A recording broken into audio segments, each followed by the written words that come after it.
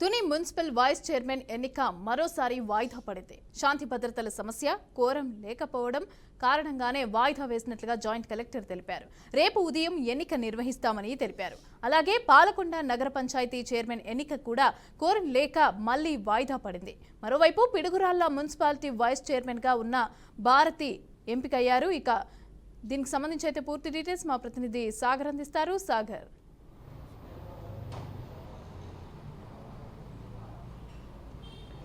కాకినాడ జిల్లాలోని Tuni municipal vice chairman ఎన్నికకైతే తీవ్ర ఉత్కంఠ అయితే నెలకొన్న పరిస్థితి. మూడోసారి కూడా ఈరోజు వాయిదా పడడం జరిగింది. గత 2 సార్లు అంటే ఈ నెల 3వ తేదీ 4వ తేదీలో జరగాల్సిన వైస్ చైర్మన్ ఎన్నికలో తీవ్ర ఘర్షణ నేపథ్యంలో కోరం సరిగా రాకపోవడంతోనే వాయిదా వేశారు. ఈ రోజు అయినా ఎన్నికలు సజావుగా జరగాలని ఒకవైపు హైకోర్టు కూడా ఉత్తర్వులు జారీ చేసింది. ఎందుకంటే వీరంతా కూడా పోలీసు రక్షణ కల్పించాలని, ఎన్నికలు సజావుగా నడిచేలా చూడాలని చెప్పి పోలీసు శాఖ కూడా హైకోర్టు ఉత్తర్వులు ఉన్నాయి. ఈ నేపథ్యంలో ఈరోజు మొత్తం మీద తుని వైస్ చైర్మన్ ఎన్నికైతే పూర్తవుతుందని చెప్పి అంతా భావించారు.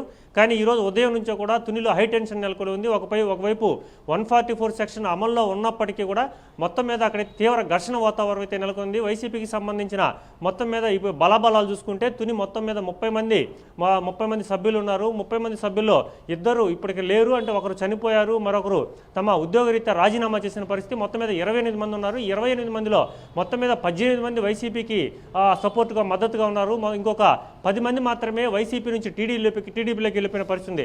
మొత్తం 30 సీట్లు, గతంలో 30 సీట్లు కూడా వైసీపీ గెలుచుకున్న పరిస్థితి. కానీ టీడీపీ కూటమి అధికారంలోకి వచ్చిన తర్వాత 10 మంది వరకు మొత్తం మీద కూడా టీడీపీకి మద్దతు తెలపడంతో మరో 4 కూడా మాకు టచ్లో ఉన్నారని చెప్పి టీడీపీ అయితే చెప్తున్న పరిస్థితి. ఈ నేపథ్యంలోనే ఈరోజు మొత్తం మీద ఎన్నికలు జరిగితే ఎక్సెప్షియో సభ్యులు ఎవరైతే తునికి ఎమ్మెల్యేగా ఉన్నారో దివ్య ఆ ఓటు కూడా వేస్తే 15 మంది వస్తే తుని వైస్ చైర్మన్ దక్కించుకునే అవకాశం ఉంది. ఇదే సమయంలో కూడా ఇప్పటికే తుని మున్సిపాలిటీకి సంబంధించి 3.5 సంవత్సరం గడిచిపోయింది కాబట్టి చైర్మన్కు కూడా అవిశ్వాస తీర్మానం ఏర్పాటు చేసి టీడీపీ కైవసం చేసుకొని ఒక పక్క ప్రణాళికలతో యనమల రామకృష్ణ అయితే రంగంలో దిగిన పరిస్థితి. వీటన్నిటి కూడా ఉత్కంఠకు తెరదించుతూ ఈ రోజు ఉదయం నుంచి ఘర్షణ చెలరేగడంతో మొత్తం మీద వైసీపీకి సంబంధించిన చైర్పర్సన్ ఎవరైతే ఉన్న సుధారాణి ఇంట్లోనే మొత్తం వైసీపీకి సంబంధించిన 18 మంది కూడా మున్సిపల్ ఎన్నికలకు సంబంధించిన వారందరూ కూడా కౌన్సిలర్లు అందరూ కూడా అక్కడే చేరడం జరిగింది. వారికి రక్షణగా కూడా వైసీపీ సంబంధించిన దాడిశెట్టి రాజా మాజీ మంత్రి కూడా అక్కడే చేరడం జరిగింది. కానీ టీడీపీ సంబంధించిన వారు చాలా వేలాది మందిగా, వందలాది మందిగా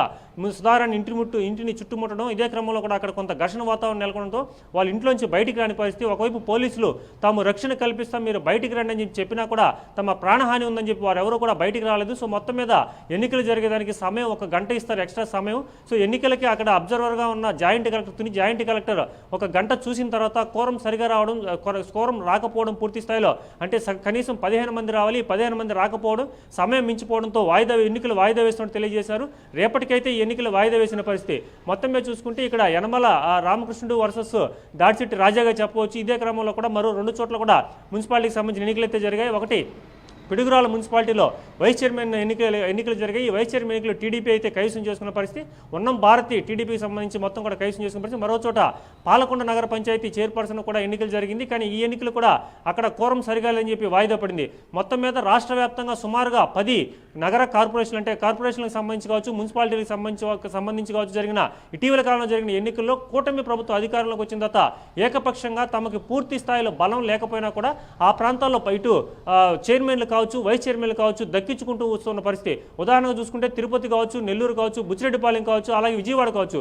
నెల్లూరులో కూడా చూసుకుంటే గతంలో 54 సీట్లు వైసీపీ పూర్తిగా కూడా అందరూ కార్పొరేటర్లు ఉన్నప్పటికీ ఈ నేపథ్యంలో వైస్ చైర్మన్ కూడా టీడీపీ గెలుచుకోవడం జరిగింది. వీళ్ళంతా కూడా చెప్తున్న మాట ఇటు వైసీపీకి సంబంధించి, ఎందుకంటే ఇప్పుడు ఎక్కడైతే వీళ్ళంతా గెలిచినారో వైసీపీకి సంబంధించిన బొమ్మ మీద గెలిచారో, వైసీపీకి సంబంధించిన బీఫామ్తో మీద గెలిచారు కాబట్టి వీళ్ళంతా వైసీపీకి సంబంధించిన కార్పొరేటర్గా చెప్పవచ్చు. ఎందుకంటే టీడీపీకి సంబంధించి ఎవరైతే బీఫామ్ ఇచ్చి లీగల్గా వెళ్తారో వాళ్ళంతా టీడీపీ అని చెప్పొచ్చు. కానీ ఎక్కడ కూడా టీడీపీ సంబంధించి గెలవలేదు కాబట్టి ఇలా స్వతంత్రులుగా అని చెప్పి ఇప్పటికే ఒకవైపు నుంచి తీవ్ర విమర్శలు వస్తున్న నేపథ్యంలో రేపు తునికి ఎన్నికలు వాయిదా వేయడంతో రేపు ఏం జరగబోతుంది, ప్రస్తుతం అయితే పూర్తి మెజారిటీ 18 మంది సభ్యులు మాతోనే ఉన్నారని చెప్పి దాడిశెట్టి రాజా కూడా చెప్పడం జరిగింది. ఇదే క్రమంలో కూడా ఆయన మాట్లాడుతూ ఇక్కడ పూర్తిగా రాజ్యాంగాన్ని అపహాస్యం చేశారు. పోలీసులు కూడా తమకు రక్షణ కల్పించాల్సింది పోయి హైకోర్టు ఉత్తర్వులు కూడా ధిక్కరిస్తూ తమకు ఏమాత్రం కూడా ఇక్కడ రక్షణ కల్పించలేదు, మేము బయట వస్తే తమ మీద దాడి చేయడమో లేదంటే పోలీసులే కిడ్నాప్ చేయడమో జరుగుతుందని చెప్పి భయంతోనే తాము బయటికి రావాలని చెప్పి దాడిశెట్టి రాజా కూడా చెప్తున్నమాట. మొత్తం మీద చూడాలి, కాకినాడ జిల్లా తుని మున్సిపల్ వైస్ చైర్మన్కి అయితే ఇప్పటికీ ఉత్కంఠ కొనసాగుతుంది. రేపు అయినా ఎన్నికలు సజావుగా కొనసాగుతాయా లేక మరి ఈ ఘర్షణలోనే ఏం జరగబోతుందని చెప్పి తీవ్ర ఉత్కంఠ నెలకొన్న పరిస్థితి ఉంది మమత. Right, thank you.